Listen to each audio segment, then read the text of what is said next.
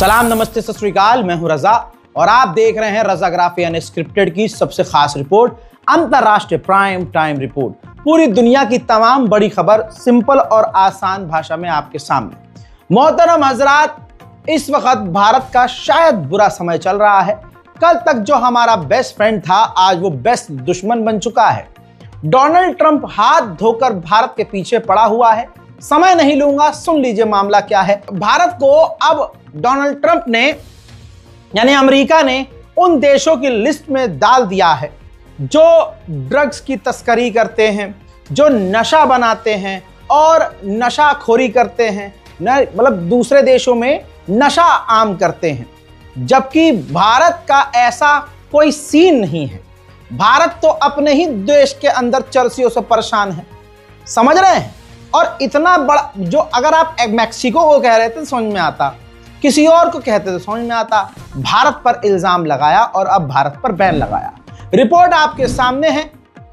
जो भारतीय कंपनियां हैं उनमें से कई कंपनियों को बैन कर दिया गया है अमेरिका के द्वारा, और उनके जो अधिकारी हैं उनको भी बैन कर दिया कि अमेरिका नहीं आ सकते। अरे भैया, सिर्फ उतना ही नहीं, उनके परिजन, जो परिवार वाले हैं, वो भी अमेरिका नहीं आ सकते, उनके भी वीजा रद्द कर दिए हैं।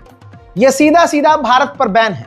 ये कंपनियां भारत की हैं, साफ सुथरी हैं, ऐसा काम नहीं करती, लेकिन डोनाल्ड ट्रंप की ये गंदगी, उनके दिमाग की ये गंदगी है, ये बहाना है दूसरे देश को दबाना।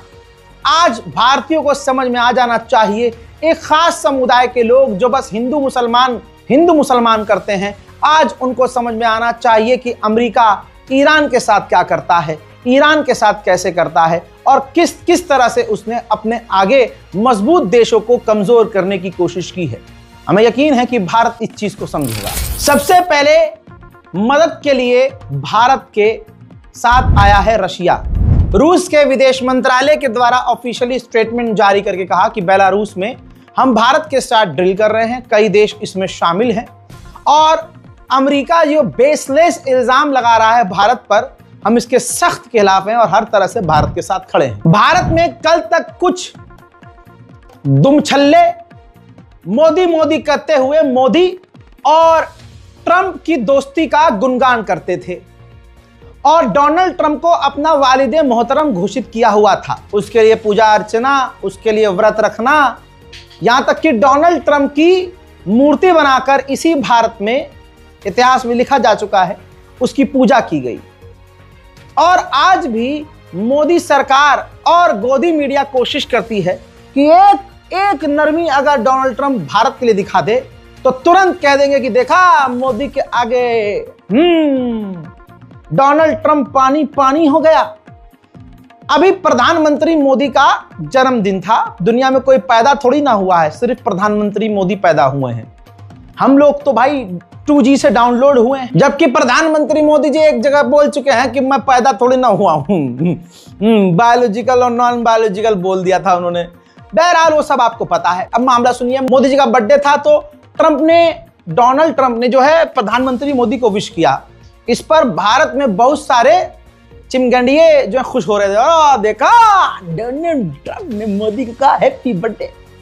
अब ब्रिटेन में भारत का किस तरह से, यहां तक कि हमारे माननीय प्रधानमंत्री का किस तरह से अपमान किया। उसने कहा कि मैंने पहले प्रधानमंत्री को, मोदी को, उसका बर्थडे विश किया और उसके बाद मैंने भारत पर पाबंदी लगा दी। सुनेंगे बयान, क्योंकि अंडवे और साथ में गोदी मीडिया इस क्लिप को दिखाएगा नहीं। देखिए। Very simply, if the price of oil comes down, Putin's going to drop out. He's going to have no choice. He's going to drop out of that war.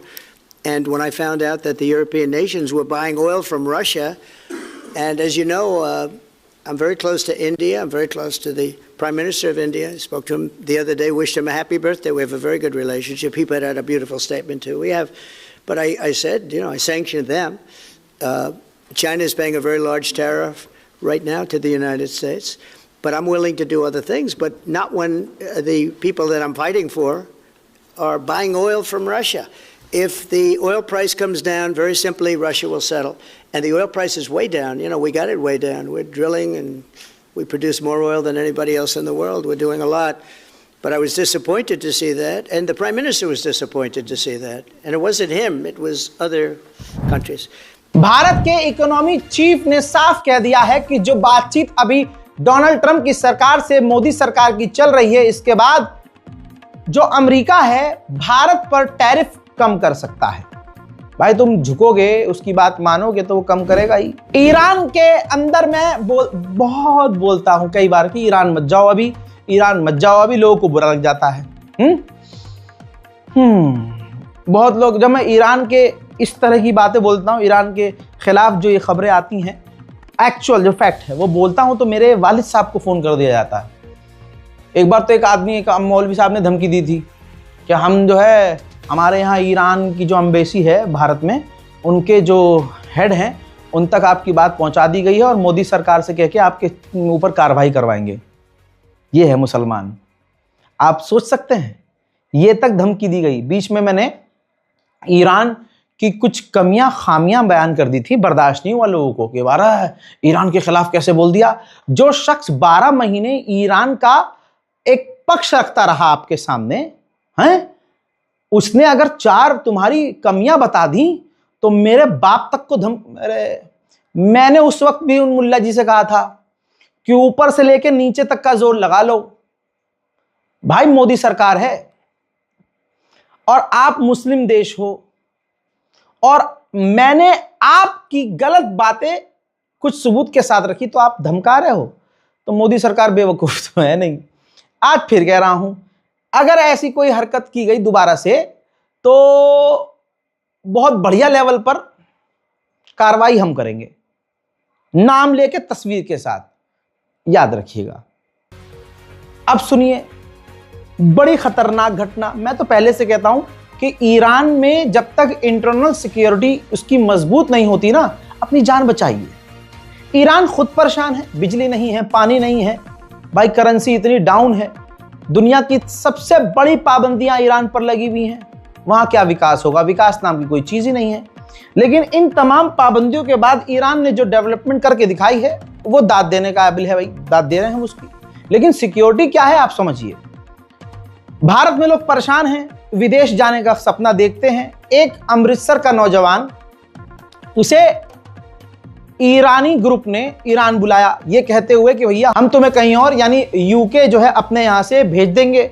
Fraud हर जगह होता है, हर देश में होता है, देश की बात नहीं है।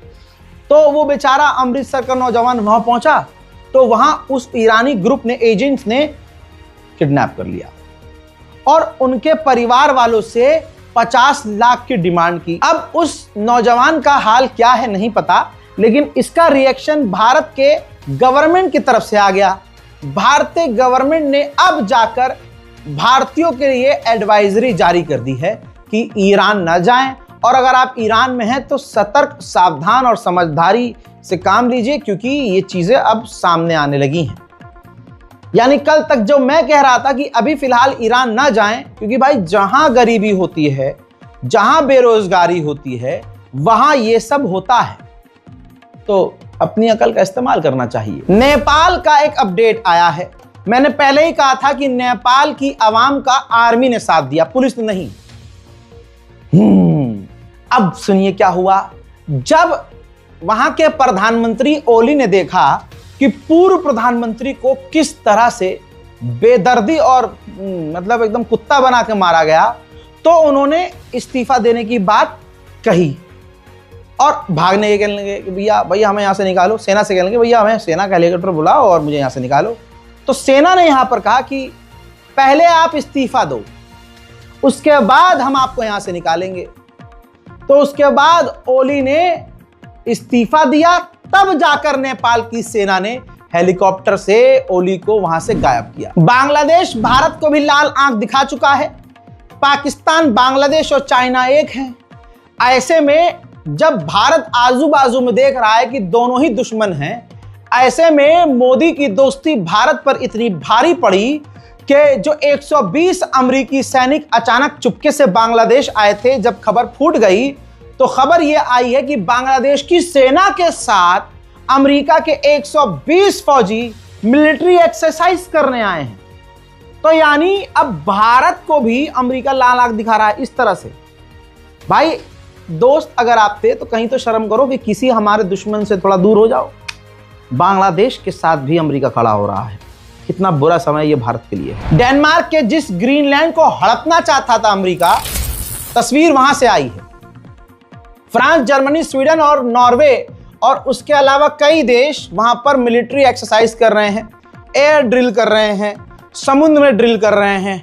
मजेदार बात यह है कि अमेरिका इसमें शामिल नहीं है, क्योंकि डेनमार्क ने अमेरिका को इनवाइट ही नहीं किया है। पाकिस्तान की सिक्योरिटी की बात करें तो भाई वहां भी बिल्कुल नल्ली सिक्योरिटी है। आम आवाम मारी जाती है बेचारी। कैसे? एक बार फिर से धमाका हुआ, 11 आम लोग मारे गए, जिसमें 3 पाकिस्तान के फौजी भी हैं। बलूचिस्तान के इलाके में यह धमाका हुआ है। मिडिल ईस्ट के हालात खराब हैं। हर इंसान, हर देश अपनी ताकत दिखा रहा है। ऐसे में तुर्की का ये वीडियो आप देख सकते हैं। तुर्की ने अपने ही द्वारा बनाए गए एयरक्राफ्ट इंक्लूडिंग AT-AQ और बैरक्टर TB3, अकैंसी और आरुकुस जो ड्रोन है वो दिखाए हैं। अपने एडवांस हेलीकॉप्टर दिखाए हैं। 1.1 मिलियन इसमें पार्टिसिपेंट्स थे। मतलब इसमें जो है 10 लाख से ज्यादा लोग गए थे तुर्की की ताकत देखने के लिए। और एक्सपर्ट का कहना यह है कि सच में जो तुर्की ने इसके अंदर, इस एक्सपो के अंदर हथियार दिखाए हैं, अपनी ताकत दिखाई है, वो तारीफ के काबिल है। हजरात, दुनिया में ऐसी ऐसी चीजें भी होती हैं कि कभी हम लोग भी सोचते हैं भाई इतने आगे तो हम है ही नहीं। AI का जमाना है। आपके फोन में ChatGPT हो या जेमिनी हो, बहुत सारे ऐसे AI हैं जिसका इस्तेमाल आप लोग भी, अब तो मतलब जो ज्यादा पढ़ा लिखा नहीं है वो भी उंगलीबाजी करके AI से कुछ ना कुछ बना ही लेता है। एडवांस दुनिया हो रही है, लेकिन ऐसे में किसी ने नहीं सोचा था कि अल्बानिया ऐसा कर सकता है। अल्बानिया ने एक मिनिस्टर बनाई है। ये तस्वीर देखिए। ये जो लड़की है ये असली लड़की नहीं है, ये AI है, आर्टिफिशियल इंटेलिजेंस। और इसी लड़की को अल्बानिया ने कह दिया है कि ये AI मिनिस्टर है। जी हाँ, ये औरत नहीं है असली में, ये कंप्यूटर जनरेटेड है और ये एक मिनिस्टर है अल्बानिया की। ये काम ये करेगी कि अल्बानिया में जो करप्शन है उसके खिलाफ ये मिनिस्टर बनाई गई है। अब ये काम कैसे करेगी, क्या करेगी, AI के जरिए क्या क्या करवाया जाएगा, AI को किस तरह से पीछे से कंट्रोल करने वाला कौन होगा, ये सब बात की बातें हैं। लेकिन देखिए दुनिया कितनी आगे बढ़ गई है।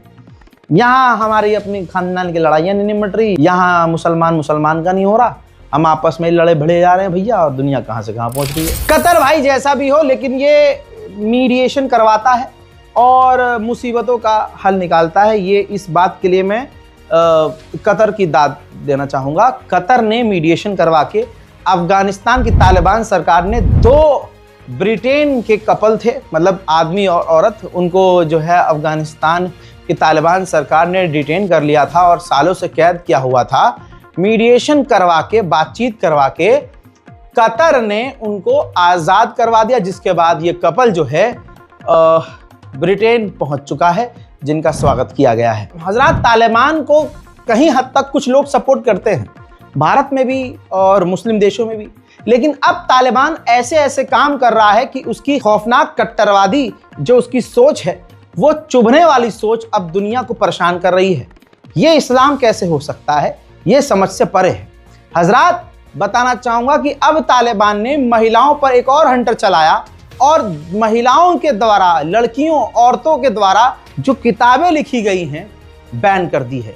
अब वहां की महिला किताब नहीं लिख सकती, और जो किताबें पहले से लिखी हुई यूनिवर्सिटीज और वहाँ लाइब्रेरीज में रखी हुआ करती थी और वहाँ के स्कूल में, कॉलेजेस में पढ़ाया जाता था उन किताबों को, वो वहाँ से बैन कर दी गई। यानी महिलाओं के द्वारा जो लिखाई गई किताबें हैं उनको अब तालिबान गवर्नमेंट स्कूलों के अंदर, कॉलेज के अंदर बैन कर चुकी है, कोई नहीं पढ़ेगा। बलोचिस्तान जो पाकिस्तान का इलाका है, वहां आतंकी संगठन हद से ज्यादा हैं और बलोच अपनी अलग मांग करता है कि हमें अलग मुल्क घोषित करो। हर देश में एक ऐसा ऐसा ग्रुप होता है। तो यूएन के अंदर चाइना और पाकिस्तान एक रेजोल्यूशन ला रहे थे कि बलोचिस्तान के जो बलोच के जो आतंकी लड़ाके हैं उनको आतंकवादी आधिकारिक तौर पर घोषित किया जाए। लेकिन अमेरिका और ब्रिटेन ने यूएन में टांग अड़ाई और बलोचिस्तान को और बलोच लड़ाकों को टेरर लिस्ट में डालने से रोक दिया। इससे फायदा क्या होगा? पाकिस्तान के अंदर स्टेबिलिटी नहीं आएगी, बलोचिस्तान पाकिस्तान पर हमला करते रहेंगे, बलोच पाकिस्तान की सेना पर हमला करती रहेगी और ये आपस में पाकिस्तान अंदर ही अंदर उलझा रहेगा। ये स्ट्रेटजी हमेशा से इन यूरोपियन देशों की और खासकर America, Britain, Germany, France, Israel की होती है। उधर जर्मनी ने इल्जाम लगाया है कि रशिया, चाइना, जर्मनी यानी हमारे ऊपर बहुत ज्यादा साइबर अटैक कर रहे हैं। आप जरा सोचिए दोगलेपन की इंतहा क्या है। हमारे तरफ तो है ही दोगला एक, लेकिन उधर देखिए कितना बड़ा दोगला है, वो तो महादोगला है। जहां अमेरिका पूरी दुनिया से कहता है कि चाइना बड़ा खतरा है दुनिया के लिए, चाइना से बिजनेस बंद करो, चाइना से ट्रेड बंद करो, चाइना से बातचीत बंद करो, चाइना पर बैन लगाओ, वही डोनाल्ड ट्रंप शी जिनपिंग को फोन करता है, चीन के राष्ट्रपति से फोन पर बात करता है, ऐलान करता है कि अगले साल में चीन जाऊंगा। चाइना के राष्ट्रपति डोनाल्ड ट्रंप से कहते हैं कि टैरिफ आगे और मत लगाना। डोनाल्ड ट्रंप कहते हैं कि हम चीन का टिकटॉक खरीदने के करीब हैं और शी जिनपिंग बेचने को तैयार भी हैं। यह है दोगला अमेरिका। आज तक जिन जिन लोगों ने अमेरिका पर भरोसा किया और भरोसा करके चौड़ में आगे आए, छाती पर चाकू अमेरिका नहीं घोंपा है। ताइवान को किस तरह से अमेरिका सपोर्ट कर रहा था, आप सभी को माशाल्लाह ये पता है। $400 मिलियन के हथियार डोनाल्ड ट्रंप ताइवान को देने वाला था चीन के खिलाफ। जरा सी एक कॉल क्या कर ली डोनाल्ड ट्रंप ने चीन को, राष्ट्रपति को, और थोड़ी सी बात हो गई तो डोनाल्ड ट्रंप ने वो जो $400 मिलियन के हथियार ताइवान को देने का फैसला करा था वो वापस ले लिया, कह दिया हम नहीं देंगे भाई, फ्रीज कर दिया। इसलिए फिर कह रहा हूं अमेरिका और इजराइल पर भरोसा मत करिएगा कभी। उधर दूसरी तरफ डोनाल्ड ट्रंप के इंटेलिजेंस एडवाइजर ने ताइवान के अधिकारियों से मुलाकात की है। डोनाल्ड ट्रंप ने दावा किया है कि मैंने 11 जंग रुकवाई है, जिसमें India, Pakistan, Iran, Israel, Azerbaijan और कई देशों का नाम लिया। इस आदमी को सिर्फ चाहिए नोबेल पीस प्राइज। इसे अवार्ड सही जगह से दे दो, जिंदगी भर याद रहे और ये भागता फिरे हर जगह। उधर नॉर्थ कोरिया लगातार हथियार बना रहा है। उसने ताजा तरीन कुछ ड्रोन्स दिखाए हैं। ऐसे ड्रोन हैं जो एक फाइटर जेट और किसी बड़े एयरक्राफ्ट की तरह है और ये खतरनाक ड्रोन है। इनका कामयाबी से टेस्ट कर लिया गया है और लगभग ये तैनात होने के लिए तैयार है। वहीं फ्रांस में गवर्नमेंट के खिलाफ अभी भी प्रदर्शन जारी है। फ्रांस के अंदर पूरे साल ये प्रदर्शन चलते रहते हैं। फ्रांस जहां दूसरे देशों में टांग अड़ाता है, इसके देश की हालत 12 महीने ये होते हैं।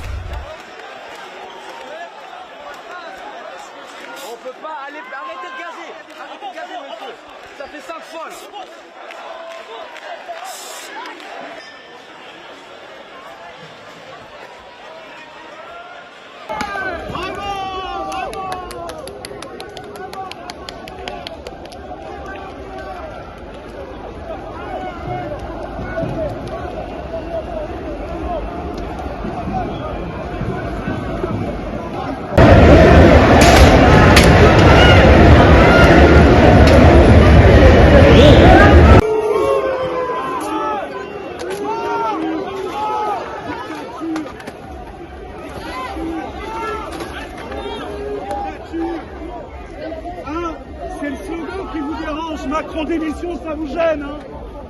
Ça vous gêne, Macron démission? Non, recule, recule.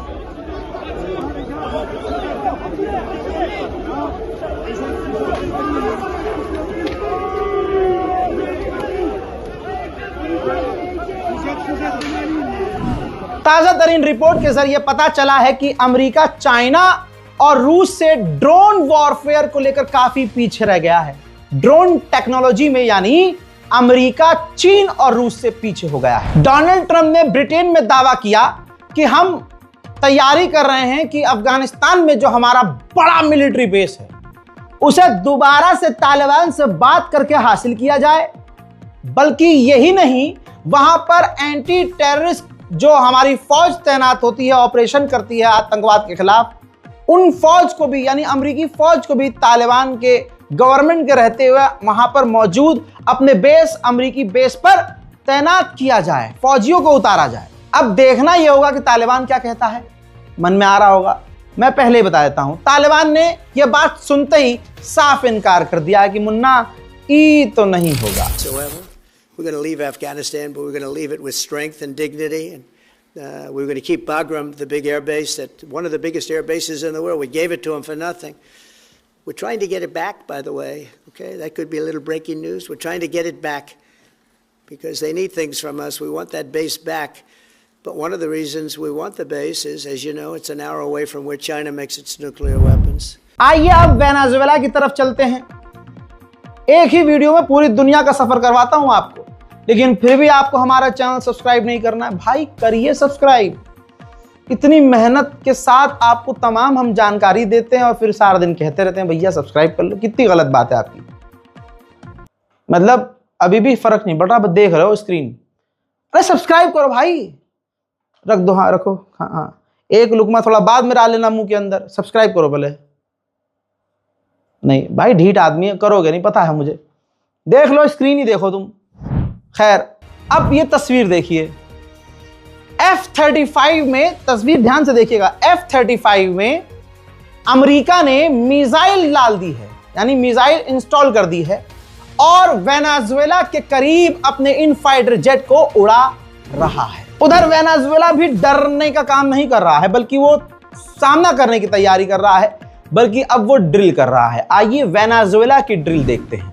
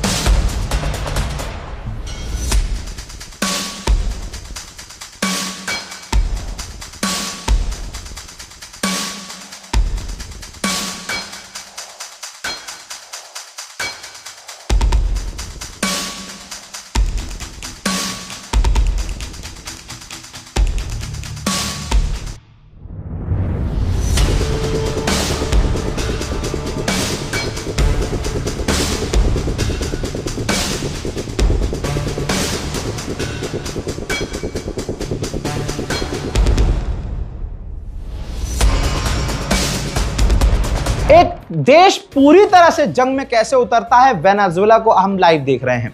Venezuela के राष्ट्रपति ने आदेश दिया है कि हमारे मुल्क में जो छोटे छोटे गांव भी हैं, देहात भी हैं, वहां पर हमारी सेना आम बच्चों और लोगों को भी, जो 18 साल से ऊपर, 16 साल से ऊपर हैं, उनको भी हथियार चलाना सिखाए। यानी अमेरिका एक दुनिया में ऐसा देश है जो एक शांति से रहने वाले देश में भी तबाही मचा सकती है हमला करने से पहले, और पूरे ही देश को जंग के लिए उकसा सकती है। वहीं रशिया भारत पर दबाव बना रहा है कि हमसे आप 60 Su-57 नहीं बल्कि 100 से ज्यादा Su-57 हमारा फाइटर जेट खरीदें। हालांकि यह डील भारत के लिए बुरी नहीं होगी, क्योंकि वो अपने उस फाइटर जेट की टेक्नोलॉजी भी ट्रांसफर करने को तैयार है।